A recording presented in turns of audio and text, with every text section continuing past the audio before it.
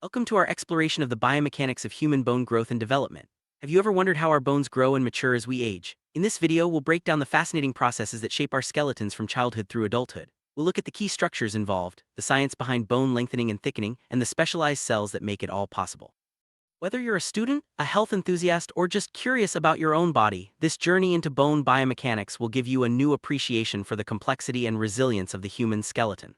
Let's get started by understanding the basics of bone growth. Bones don't just grow randomly. They have specialized regions called epiphyses or epiphyseal plates that act as growth centers. These plates are found near the ends of long bones and are responsible for producing new bone cells. Throughout childhood and adolescence, the epiphyseal plates remain active, allowing bones to lengthen as we grow taller. Eventually, these plates close during late adolescence or early adulthood, marking the end of bone lengthening. Understanding the role of the epiphyses is crucial to grasping how our bodies achieve their final height and shape.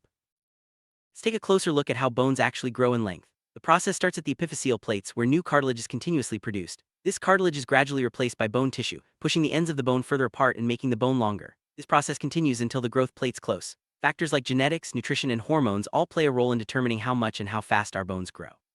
This is why growth spurts are common during puberty, when hormonal changes accelerate bone development. To better understand the importance of the epiphyses, let's visualize their location and structure. The epiphyseal plates are situated between the main shaft of the bone and its rounded ends. They appear as thin lines in X-rays of growing children and teens. As long as these plates are open, bones can continue to grow in length. Once they close, the bone reaches its mature length. This transition is a key milestone in human development and is closely monitored in pediatric medicine.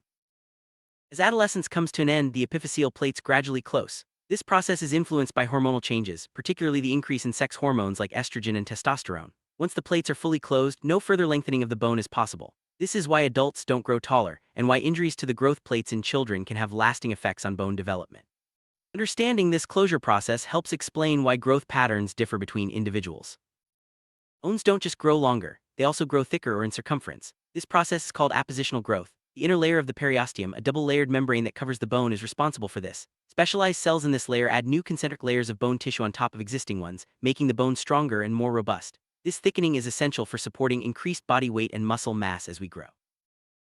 Periosteum is more than just a covering for bones. It's an active participant in bone growth and repair. Its inner layer contains osteoblasts, which are cells that build new bone tissue.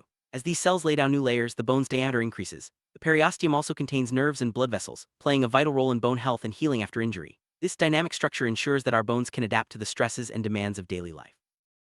Osteoblasts are the primary builders of new bone tissue. These specialized cells are found in the periosteum and are responsible for producing the matrix that forms new bone. As they secrete this matrix, it hardens and becomes mineralized, adding strength and thickness to the bone. Osteoblasts are especially active during periods of growth and after bone injuries, ensuring that our skeleton remains strong and healthy throughout life.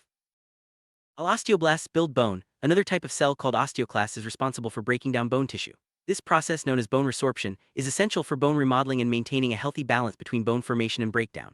Osteoclasts help remove old or damaged bone, making way for new, stronger tissue. This ongoing cycle allows bones to adapt to new stresses and repair themselves after injury.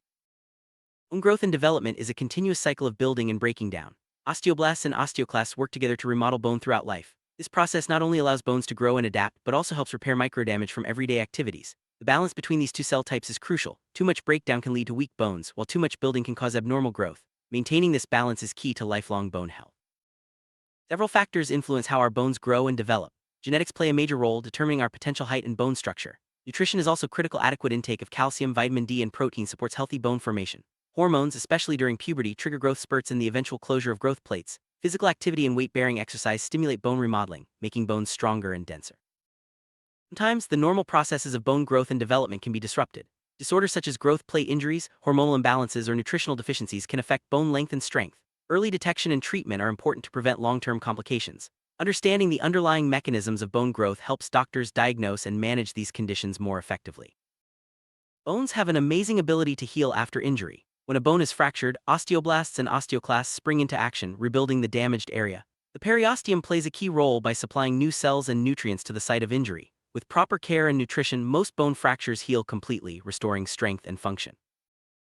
Bone growth doesn't stop after adolescence. Our bones continue to adapt throughout life. Activities like exercise, changes in body weight, and even aging influence bone remodeling. This adaptability helps our skeleton stay strong and resilient, even as we face new physical challenges. Maintaining healthy habits is essential for supporting bone health at every stage of life.